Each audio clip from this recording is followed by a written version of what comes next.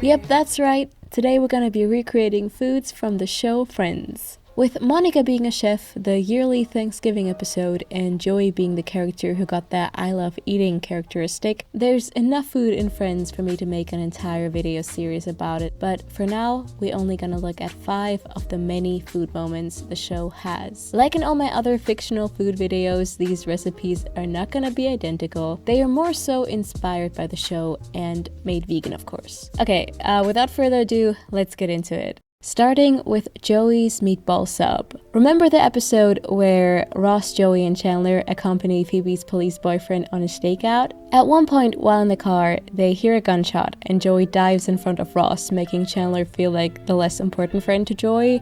Turns out it was just a car backfiring somewhere and all Joey wanted to protect was his meatball sandwich. For the homemade vegan version, we're making red bean balls instead. Start by chopping up an onion and 2 cloves of garlic. Sautéing everything in a few teaspoons of oil on medium heat until translucent for about 6 minutes. Then grab your food processor and add the following things: a can of kidney beans, walnuts, the fried onion and garlic, plain almond butter or tahini, parsley, salt, soy sauce, any specific spices you might want to add, a teaspoon of mustard, and also rolled oats. Those are very important. Pulse the mix a few times until it reaches this consistency. Not quite smooth yet, just a little chunky. Taste test and see if you want to adjust any flavors. Roll the mix into bean balls. This makes enough for about 15. Bring a big frying pan to medium-high heat with some oil. Once hot, add all the bean balls, letting them fry for about 4 to 5 minutes until crispy. Make sure to shake the pan every once in a while so that all the sides get cooked. Add your favorite ready-made tomato sauce to the bean balls, or have some already prepared homemade marinara ready to go. Let it all come to a simmer for just a few minutes, and that's your filling. I chose the whitest bread I could find, so it could somewhat resemble the one Joey bites into. Toast it up if preferred. Use healthier bread if preferred. I went for 2 vegan cheeses by the brand Simply V. This first one is supposed to melt, but to be fair, after taking a bunch of photos, the sandwich might have gotten a little cold. The second cheese, though, was insanely good. It's a Parmesan replica by the same brand. There's a vegan Parmesan recipe on my channel already. If you want to have a look, it'll be linked down below. Moving on to Rachel's birthday flan from season 2. Hey, we're not having birthday cake. We're having birthday flan. Oh, that's nice. Happy birthday, Rachel. There's some goo. Gotta say, I was very surprised by how yummy this was. It's like a vanilla pudding minus the weird skin and tastes much richer. Though my version is of course neither traditional nor does it look anything like the one Monica made. In a medium-sized bowl, combine 5 tablespoons of cornstarch with non-dairy milk. Pouring the milk into the bowl slowly whilst stirring thoroughly, making sure to eradicate as many lumps of starch as possible. Set that aside. Then grab a small to medium-sized saucepan, add soy cream, a generous pinch of salt, agar-agar, which is sort of like vegan gelatin, vanilla, raw sugar, and coconut oil. Bring the mix up to a simmer, so medium-high should suffice.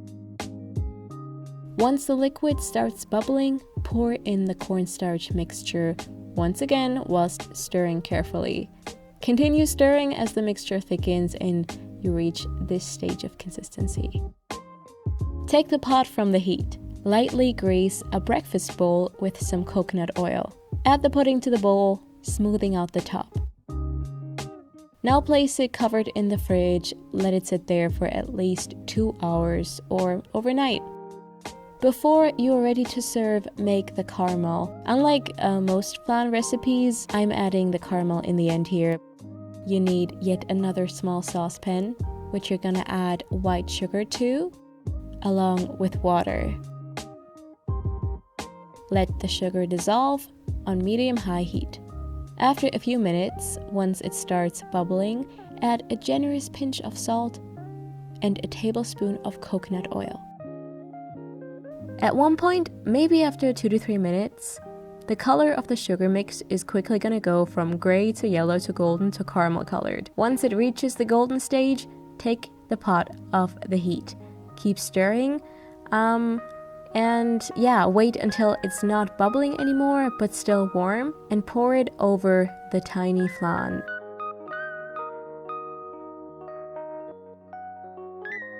If you'd like to make a bigger one, feel free. Just double the amount of ingredients then. We're keeping it sweet for the next recipe.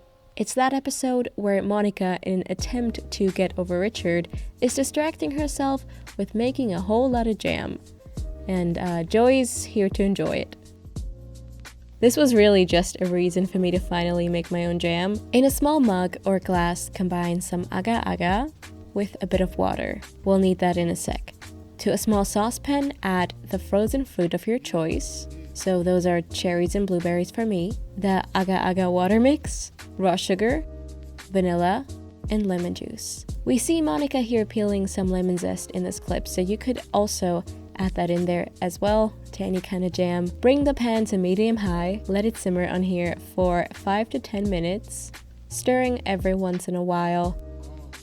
Then grab your jam jar or jam jars and fill it up with the jam mix while it's still as hot as it can be. It's important to keep that heat in there. Close the lid as tightly as you can and place the jar on its head. Keep them like so until they're cooled off. Also, another note is to make sure the jars are completely clean, so it's best to rinse them out with hot water before adding the mixture. That ensures it doesn't go bad immediately. Because if all goes well, these jams should stay good for up to months, provided they're not opened, of course.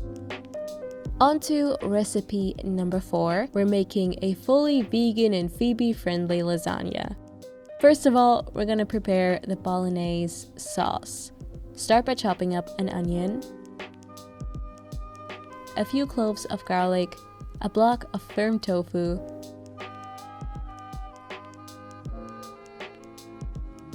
which I then mashed up using a fork.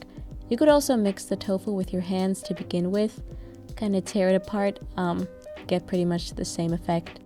Also cut up some brown cremini mushrooms. To a large saucepan, add some olive oil and bring the heat to medium-high. Once hot, add the tofu crumbs and let that fry for 2 to 3 minutes.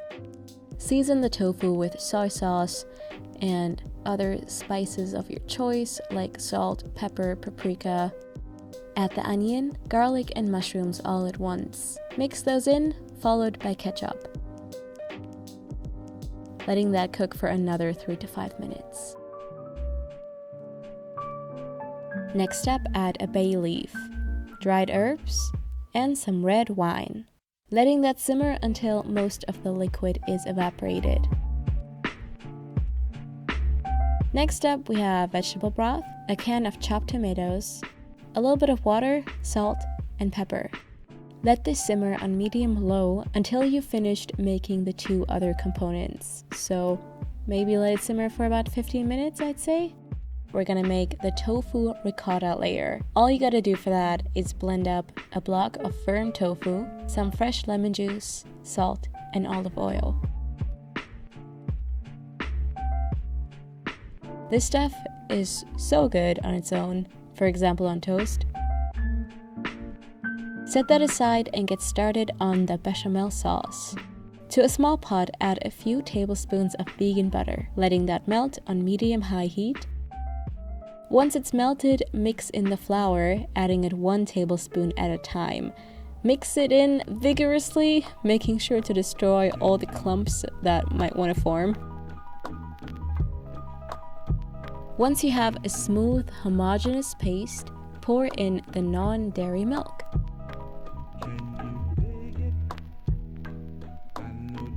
If it gets too thick, add more non-dairy milk until you reach this consistency. Also add salt to taste. Now preheat your oven to 180 degrees Celsius and take out your lasagna dish. I used this square-shaped springform pan. It's not ideal because it could leak, which it didn't, but it could have. So yeah, any medium-sized rectangle casserole dish should work. Now you can layer this lasagna in any order that you'd like to layer it. Just make sure to start with the tomato sauce and end with the bechamel. I also added a few layers of vegan cheese in between, which you can skip, of course.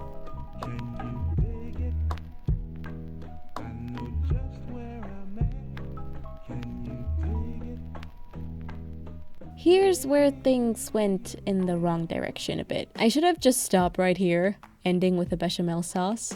Instead, I was being too ambitious, adding another layer of noodles, followed by a little more of the vegan pizza cheese. Once again, this stuff, as cheesy as it tastes, does not melt on its own. Basically, this ensured that my lasagna had a really nice top layer of crispy noodles. Here's how I hid my failure. I made some extra bechamel sauce, removed the top layer, and added the sauce instead. Even though the top was, to be fair, inedible, this lasagna is truly one of the yummiest things I've ever made.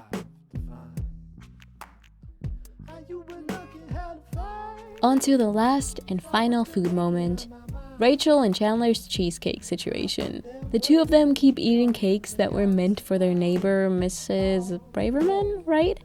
Anyway, I love this subplot. It's adorable, especially because we don't get the two of them together as a combo of people in this show very often. To make this extremely delicious and non-vegan tasting cheesecake, prep the crust first. Now, Rachel describes the crust as being made with graham crackers. You can go with that, of course. Simply blend up some accidentally vegan graham crackers or digestive biscuits. Then add some melted vegan butter until you get the consistency of wet sand and press it into your spring form pan. If you want to make the crust fully from scratch, then here's what to do. First, combine spelt flour with baking powder, salt, and raw sugar. Next up, add some semi-melted vegan butter. Add non-dairy milk.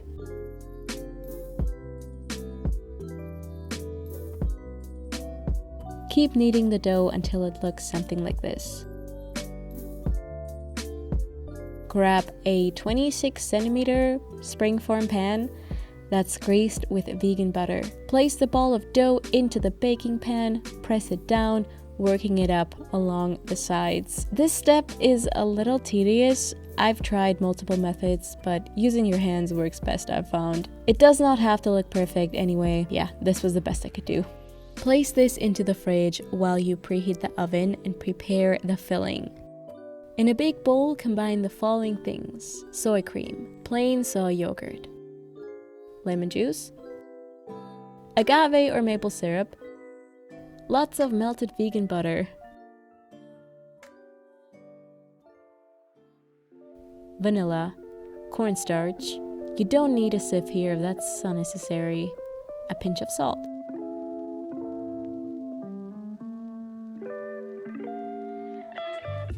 Pour the filling into the crust. This goes into the oven for a total of 1 hour. Let the cake cool off completely on the counter, then place it into the fridge for at least 4 hours. Overnight is even better. But yeah, that's it. This cake is everything. I've made a few vegan cheesecakes in the past using different ratios of soy yogurt, vanilla, custard, or even tofu. This one has been my favorite so far. Highly recommend. And that's it for this video. This was so much fun. If you like this sort of content, I have done a few of these fictional food videos before.